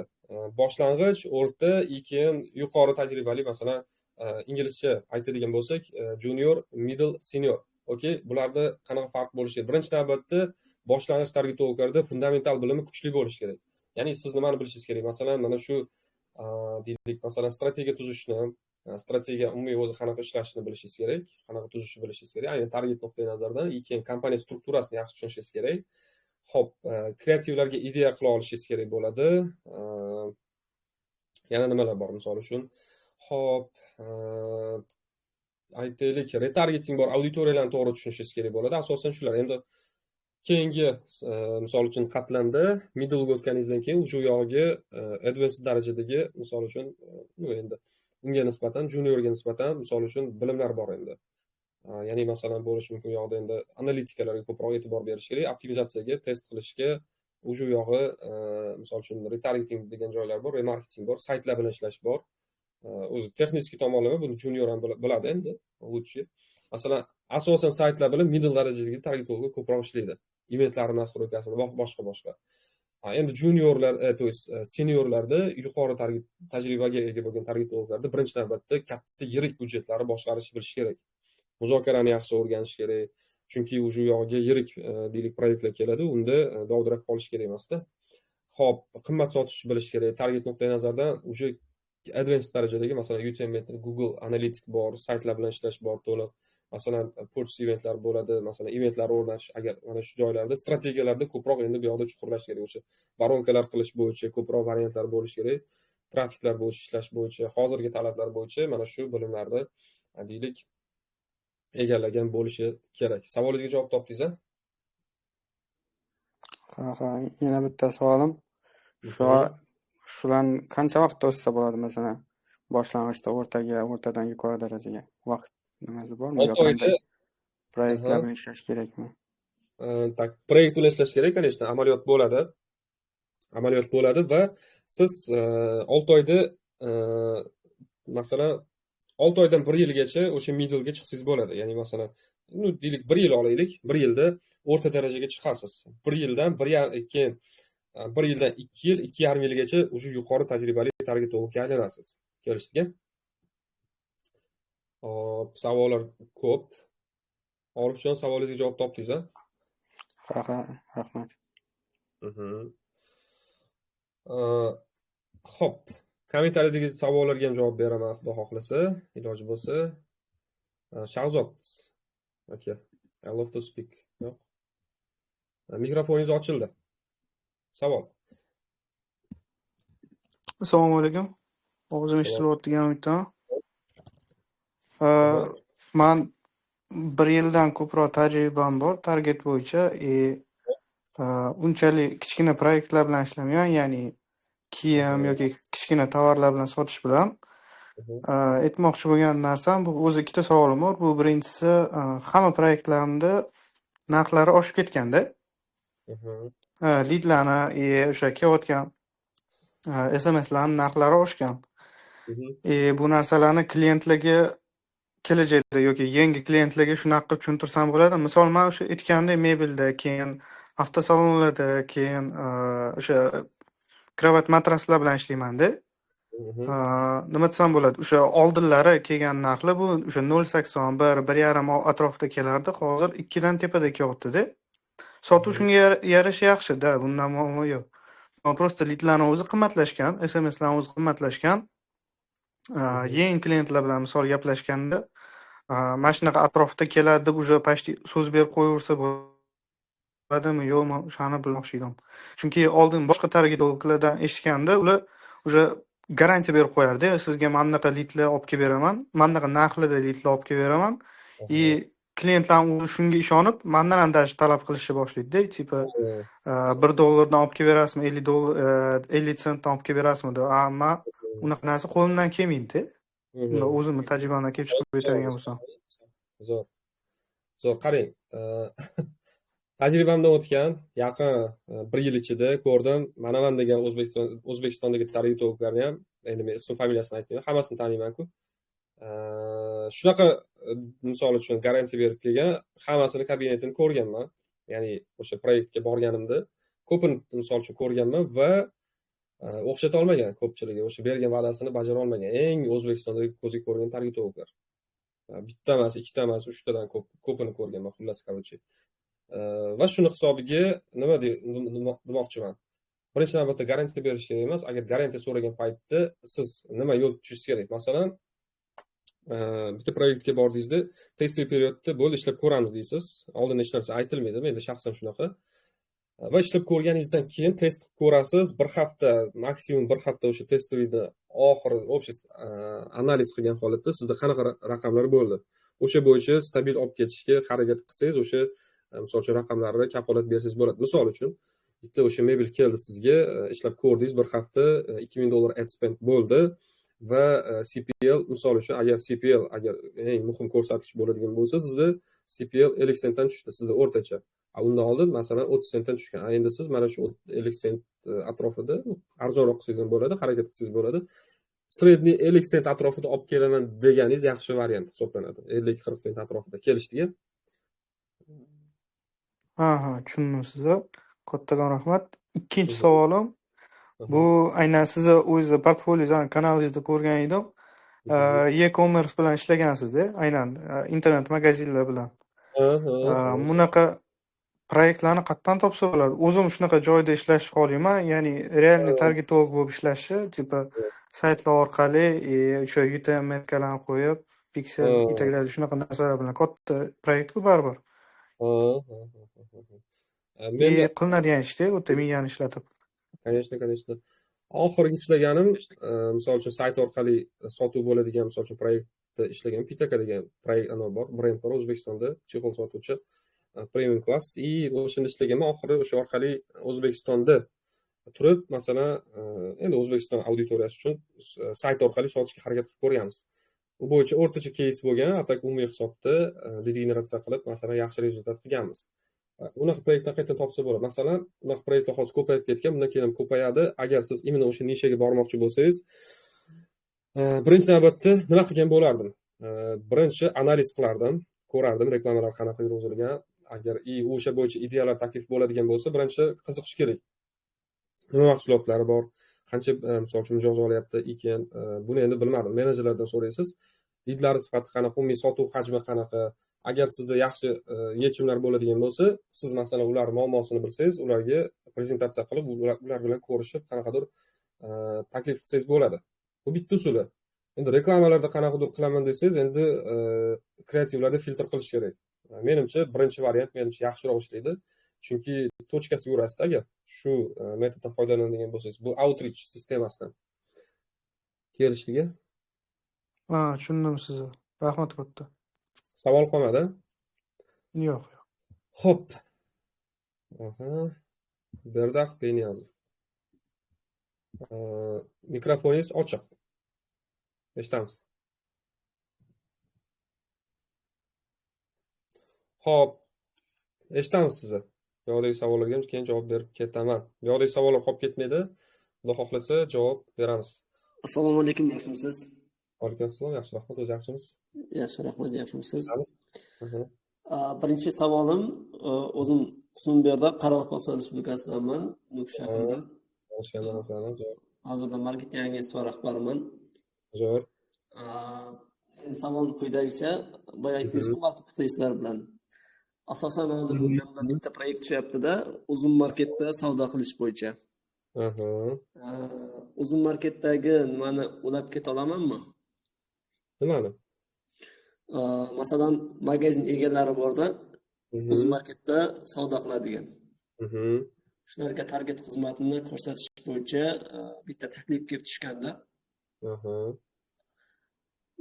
Shuni mendan va umuman ishlab ko'rmaganman bu bo'yicha. Mendan Play Market bo'yicha ishlab ko'rganman. Boshqa marketplace'larda ishlab ko'rmaganman-da. Birinchi marta kelyapti. Shunga qanaqa yechim bera olasiz? Tak, bu bo'yichami? Bu bo'yicha endi qarang, siz uzumda ishlaydigan bo'lsangiz, nima deydi? Xo'p.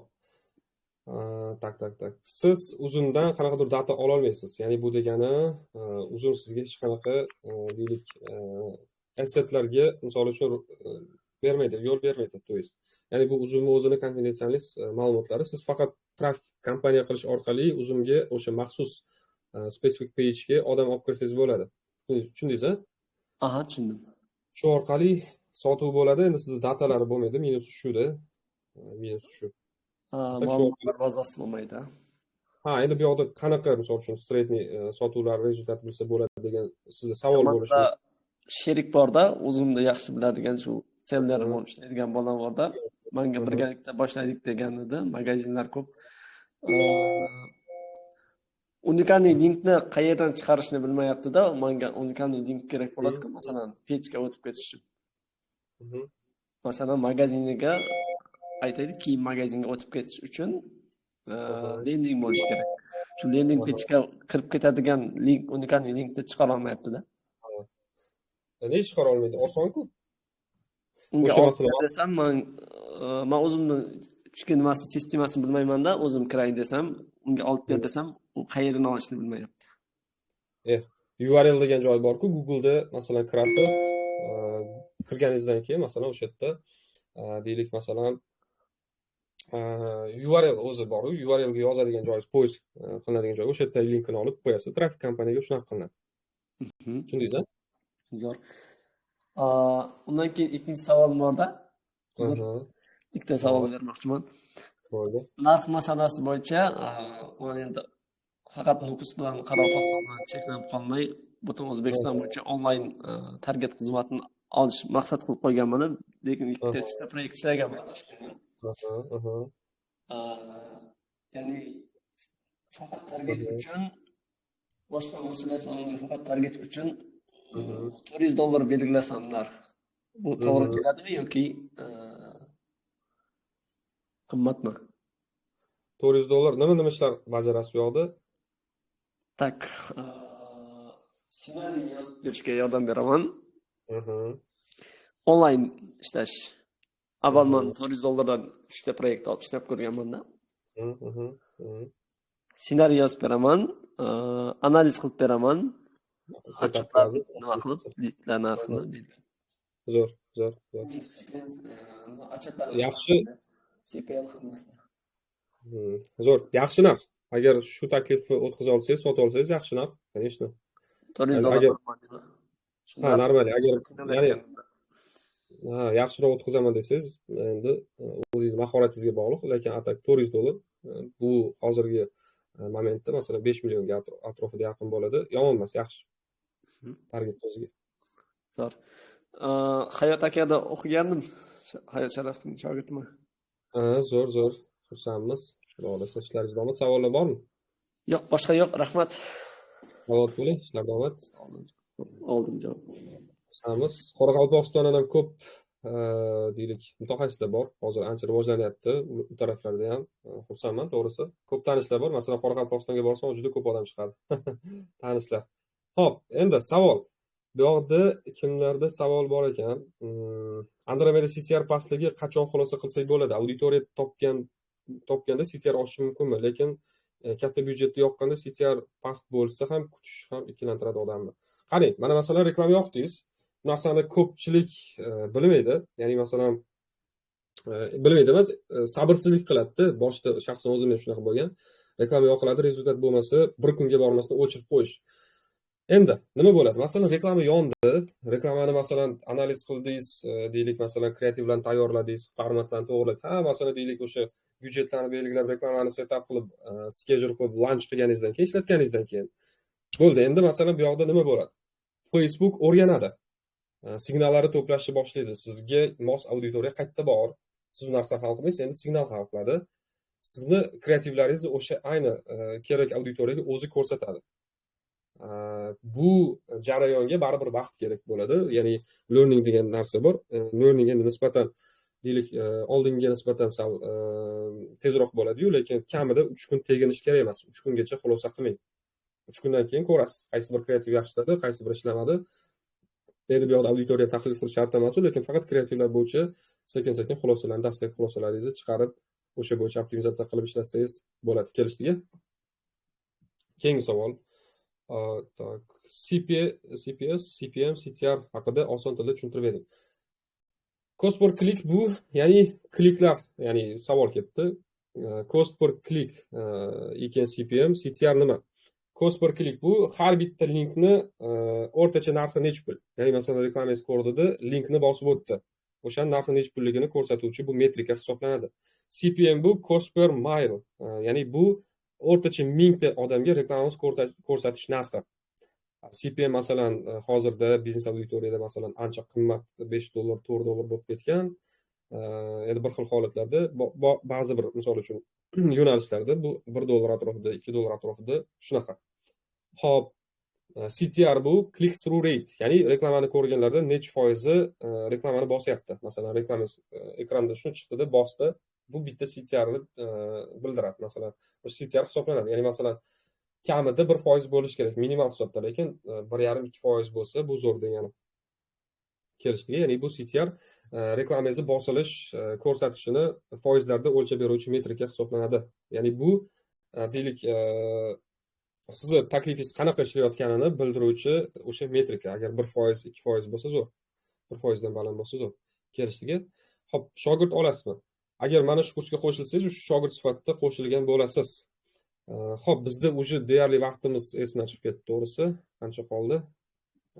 Deyarli tugabdi. Уже yarim soat o'tib ketibdi. Savollarga javob beramiz va уже keyin sekin-sekin yakunlasak bo'ladi. Xo'p, bu yoqda bitta savol bor ekan. Oxirgi savol, haftalik, bir haftalik, 2 haftalik rejimda ishlash uchun qancha yaxshi yoki yomon? Bunga shunchaki sizning fikringiz qanaqa? Keyin narxlar bo'yicha necha pul qo'ysam bo'ladi? 1 yillik tajribam bor. Xo'p, okey, qarang. Endi bir haftalik, 2 haftalik ishlashga qarshi emasman, lekin bu noto'g'riroq yechim hisoblanadi. Chunki masalan, siz masalan rezultat qilib berishingiz uchun balki 1 oy ketar, balki 2 oy ketarda, 1 hafta, 2 haftada nimadir qilish qiyin. Test periodingizni 1 hafta, 2 haftaga mo'ljallasangiz bo'ladi, lekin maqsadni maksimal darajada uzoq muddatga qo'ying. Ya'ni masalan sizga bitta savol, misol uchun, mana Yulduz, agar masalan sizga proyekt kelsa, bu o'sha nima deydi? Uzoq muddat ishlasa yaxshi-ku, to'g'rimi? Siz unga moslashasiz, keyin sizga u keyinchalik qimmat bo'lishi ehtimoli ham oshadi va bu bo'yicha sizda yaxshi keyslar ham, portfolio ham shakllangan bo'la oladi. Keyin narxlar bo'yicha necha pul qo'ysam bo'ladi? 1 yillik tajribam bor. Minimal $150-200 boshlanishiga fixed agar ishlaydigan bo'lsangiz. Kelishiga. Zo'r, rahmat, savollarimga javob oldim. Okey. Andromeda bu Reels'ni pullik versiyasi bo'lib qolmaydimi? Andromeda Reels'ni pullik versiyasi bo'lib qolmaydimi? Reels'ni pullik versiyasi yo'q, unaqa emas. Bunda ishlash sistemasi boshqacha. Sal boshqacha bunda. Chuqurroq bu anaqa fikr yurita oladi. Tak.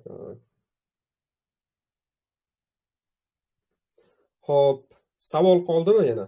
Bizda uje imkoniyat tugadi. Iloji bo'lsa, mana shu admin profiliga yozib, deylik masalan, joylarni bandib qo'ysalar va mana shu deylik nima bilan qo'shilsanglar, imkoniyatlar bilan qo'shilsanglar bo'ladi. Asosiy takliflarimiz berib bo'lindi. Undan tashqari yuqorida bilimlarni polностью ulashdik. Hammaga rahmat. Bugungi jonli efirda qatnashgan hammaga rahmat. Xudo xohlasa bonus bor dedik. Ya'ni bu o'sha birinchisi bu shartnoma bilan nima beraman dedim. Shablon beraman dedim, hisobot shabloni. Agar kimga kerak bo'lsa, bonus deb yozinglar. Bonus mana shu bonuslarni tashlab beriladi. Keyingi jonli efirlarda ko'rishguncha xayr, xudo xohlasa kursda ko'rishamiz. Keyingi jonli efirlarda yana qatnashamiz. Shaxsiydan admin profilga yozamiz bonus bo'yicha. Salom bo'linglar.